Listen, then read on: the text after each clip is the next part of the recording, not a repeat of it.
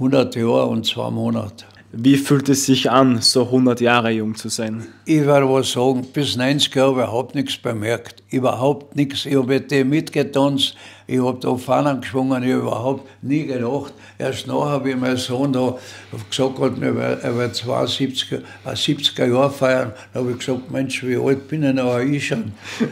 Ich habe gar nichts gedacht. Ich habe mit den Jungen alles mitgemacht.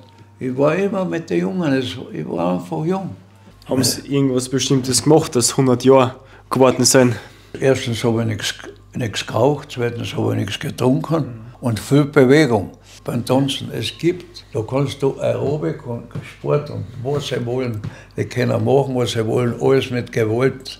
Und beim Tanzen ist alles locker. Da ist die Musik dabei, es gibt nicht eine einzige Gelenk, was nicht beweglich ist. Du musst durchsteigen, musst da, musst den Rahn auf und so weiter. Ja, das Tanzen war es, das kann ich sagen.